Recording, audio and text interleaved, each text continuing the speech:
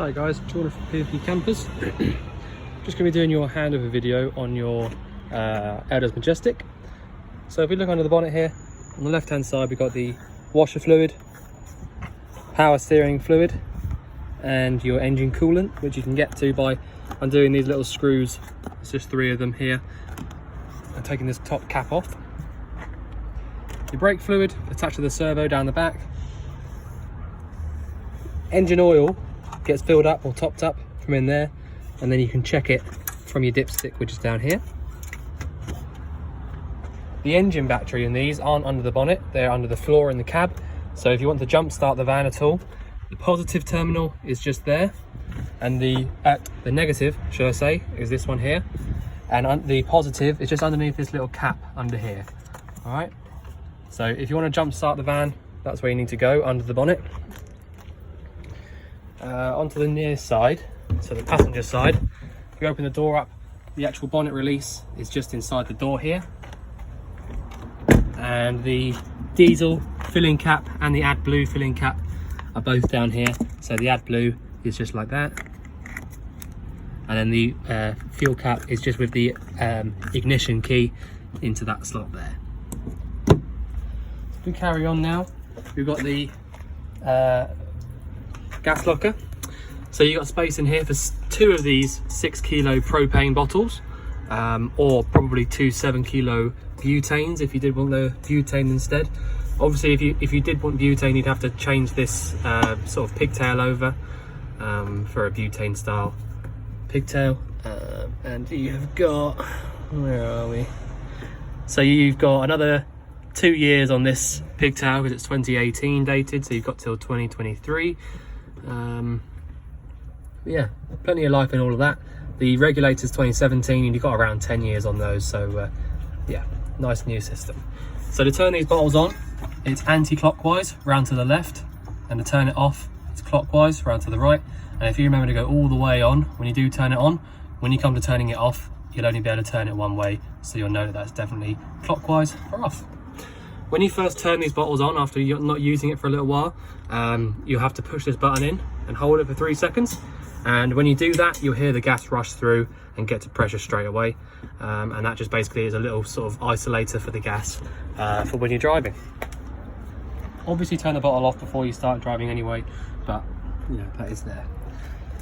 Your waste drain is underneath here, so that's just next to your gas locker, and that is literally just a case of turning it until it says close on the top rather than open, like that.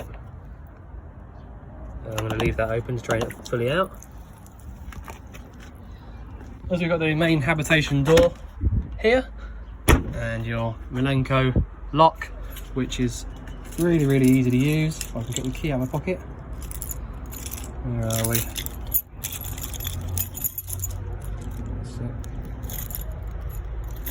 Right, get the proper key. So it's this one of these keys here. Pop that in there and turn it, and then you'll be able to put that to wherever you want it. And then when you've got it where you want it, turn the key again and take it out, and then that is locked up. And you can do that from the inside as well. So yeah, just move it to wherever you want it and take the key out. That's it. So underneath that we've got the external gas point, so that's your barbecue point. If you want to plug your barbecue into there, you can do so. And then you've got your main isolator for that just here. It's locked up. There's quite a few bits to note on the back of this van, which is a bit unusual, but in fact I think it's better like that because it's not all, you know, taking up the whole space on the side of the van. But you've got the fridge vents here, so your Dometic fridge vents. I've got the fridge lit on gas at the moment, and I can feel the hot air coming out through this vent up here, which is the flue for the exhaust for the fridge. So if you wanted to double check that it was definitely lit, you can do that. Put your hand there, and I can clearly feel that there's heat coming out the top. And the bottom is just basically where the burner and all that kind of stuff is, but it's all working totally as it should. Fresh water inlet, so to get that to open up, you push in and round to the left and then pull it out. I've already opened it up, so that's why it was there. And then to pop that away, in and round to the right, and then it'll be, no doubt I'll get the wrong key, but it'll be one of these keys to lock it up. Let's see, yeah, wrong one. But anyway, it'll be one of these keys, and you just turn it 90 degrees, and then that'll just spin round, all right, and you won't be able to take it out. It's because we put both sets on the one set there, so I've got a load of keys in the pocket. Next one across, we've got the toilet cassette locker. So if you lift this little handle up and then pull it out, that'll come all the way out. The only thing to bear in mind is that you won't be able to take that out if the flap in the bathroom isn't all the way shut. So you need to make sure that you've gone in there and you've totally shut it, and then you'll be able to take it out like I have done there. When you do empty it out, you obviously just need to undo this screw in here, and then hold the orange button at the back down when you're draining it out. You've got a freshwater flush, which is this pipe here on the right, so you don't need to worry about any separate pink flush fluid. Although you can, if you want to, buy a spray bottle of the pink flush fluid, and that's just basically for spraying around the bowl before and after, and that'll keep the whole bowl lubricated and it won't get dry. And then inside here, this is where you put your blue toilet chemical fluid inside the actual locker itself, the cassette. And to lock that one up, it'll be this key. So in and around, and now you can't push that in. So on the off side now, we've got the freshwater drain, which is exactly the same as the waste, but it's a blue colour. So you need to open that up like that if you want to drain the water out, and then close it up so it says closed. Freshwater outlet point. So if you want to, outdoor water, you can use a whale pump for that. So external shower point, basically. Close that up. Your hookup point is here, and your leisure battery. So in this really good little locker. And one thing to note is if you've got the hookup plugged in, you can actually have the wire running out underneath it whilst you've got the locker locked up, because of this little little bit that's been chopped out there. That is standard as well, it's not been done aftermarket. So yeah, so you can plug your hookup into the van and then close this totally up and lock it so that no one can get in and take your hookup out or anything like that when you're not around. Little vents underneath here are for your heating and your sort of hot water, the whale system. And yeah, so if I just jump in the cab now and show you a few things in the cab. So the main things really is it's very hot in here. Really hot day today. So you've got a 6-speed manual gearbox. So reverse is pull up and over and up to the top, and then that's how you use that. There's nothing technical about that. Really nice, easy to drive. Steering wheel sort of adjustments here, so you can connect up your phone to this system. That's your volume levels, all that kind of stuff you can do from the steering wheel.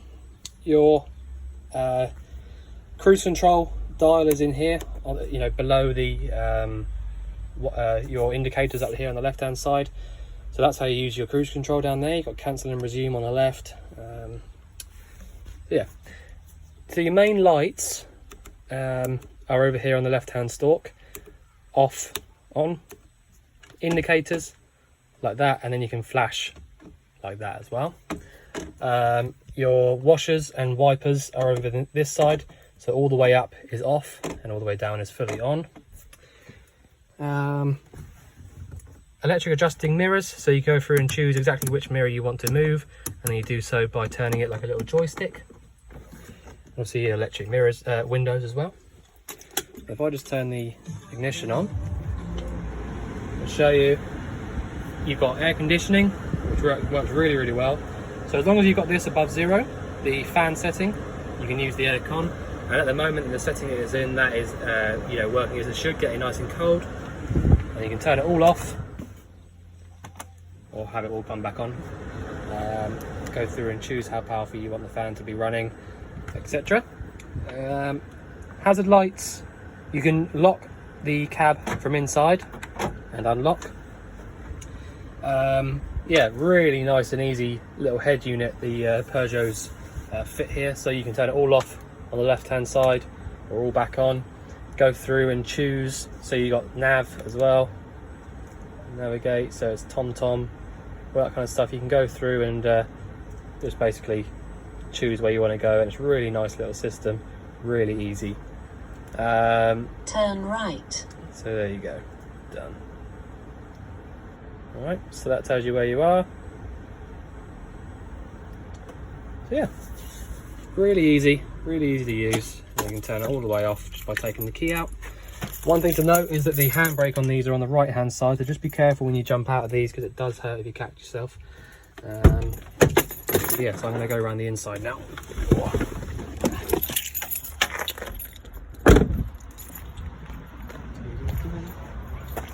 So I've got the gas on, which I showed you over there on that locker. So if we just do it in order, first thing you see when you walk in the habitation door will be this. So this is your control panel. Now you've got the water switch at the very top, which if you push and hold that button, if you look at the bottom scale there, it says about half a tank of water. And all the rest of the time, it's showing you the leisure battery's voltage, so 13.5 volts. I've not got a hookup cable plugged in. That's just because you've got a nice size solar panel on the roof. So the solar panel is keeping the battery really well charged up because it's a nice sunny day. It will still charge it if it's not very sunny, but it's just not half as much. Lights, main on and off switch here, so you can turn them on and off like that. Awning, that means your awning light, like that. Master is obviously just a main on and off switch for everything, 12 volt.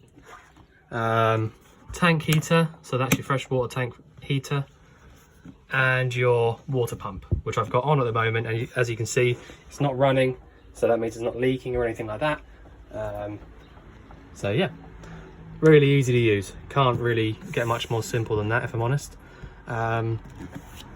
So right behind us then, we've got the main sink. So the first thing you're going to want to do when you come into your van, if you're going to use it and use your hot water and things like that, is you want to put your pump on and then just come to this tap and pull the cold water, let the pump turn on, and then just turn it over to the hot, and just make sure that you don't have lots of air coughing out of this, all right, which is not. That tells me straight away that the boiler is full of water, as it should be, and then you can go away and you can turn your hot water on and things like that. All right, so you can't do anything like that until you've come to the sink and just made sure that all the boiler's got plenty of water in it. Okay, so the next thing is the hob. So you've got a hot ring up here, which will only work when your hookup's in, which is by this one over here. So that'll be 1 to 6. So yeah, that's how that works. That'll only work when your hookup's plugged in. And when your hookup is plugged in, if it's going to work, then this little red light down here will be illuminated. So yeah, so you can't really go too far wrong with that. It's just literally a hot plate. The rest of them, the ignition for everything, the grill, the oven, and these 3 hob rings is this button here. So that's all 3 of those, grill, oven.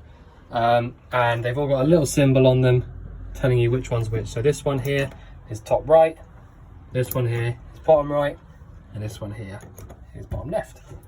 So just like any other household dial there, you just push in and round whilst you're holding the igniter, and then it will light up.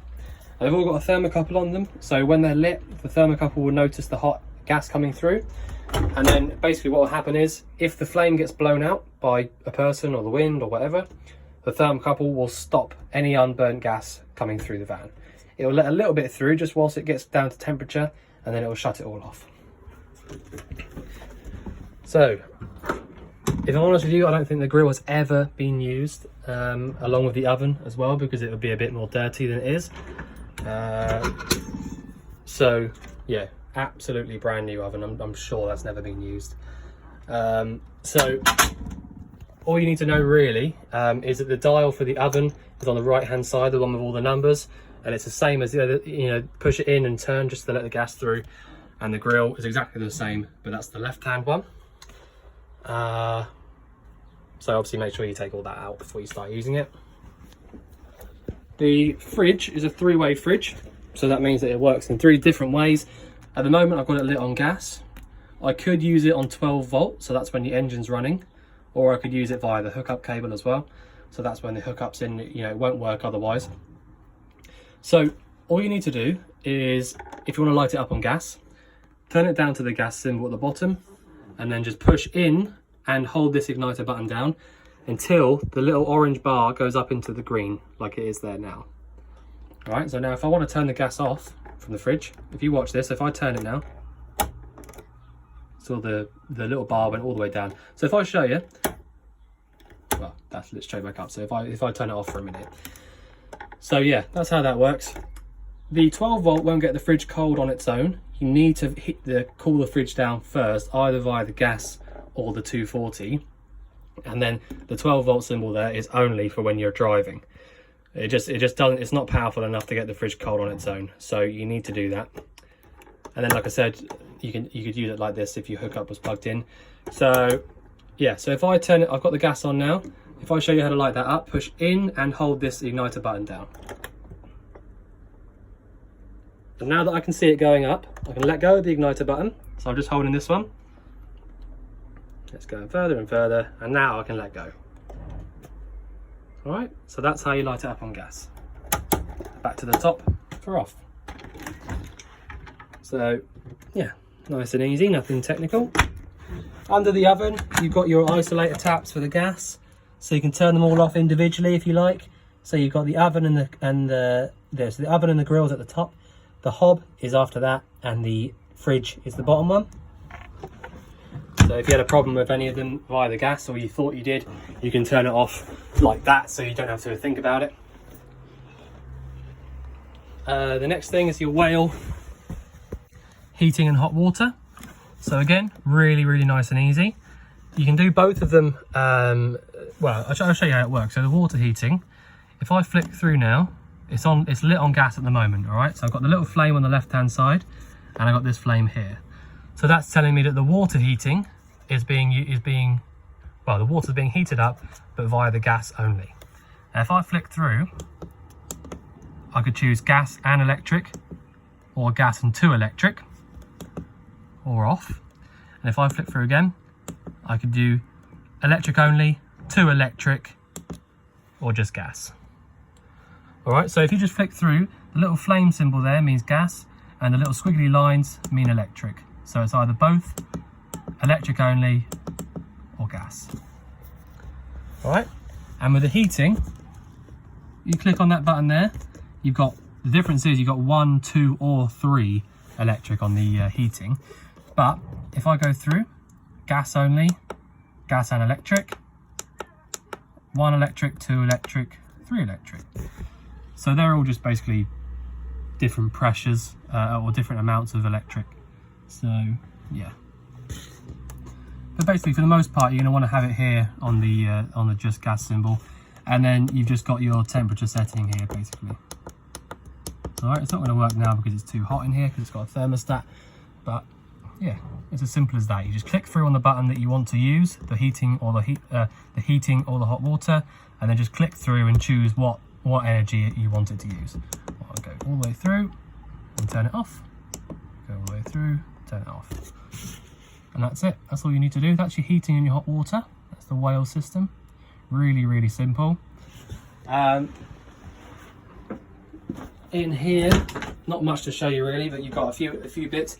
Your standalone table is in here. Your solar controller, which is charging your leisure battery, is in here.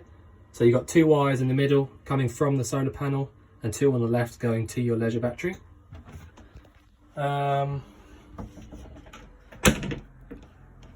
Alright, so the skylights are really easy to use. They literally, this one at the front here unwinds like this. I just go keep going and keep going until you get it to where you want it. And then to close it up, you just go all the way around the other way. You have to go quite a way, it's quite a small cog in there. All the way until you can't turn it anymore, and then just pop over into the little slot. Very similar because it's so easy about the main hecky. Literally pull this lever out and then pull down slowly. Try not to slam it like that. Pop the handle back up and then pop these clips over, and obviously to open it up it'll be the other way around. Just make sure there's nothing else I'm going to show you. Not much in the cupboards. Really lovely van as well, by the way. Can't really knock it for anything really. You've got your tilt and turn aerial here, and your telco or teleco booster. So that's how you can plug your TV in. And that'll be down here. So that's how all that works. Nice and easy.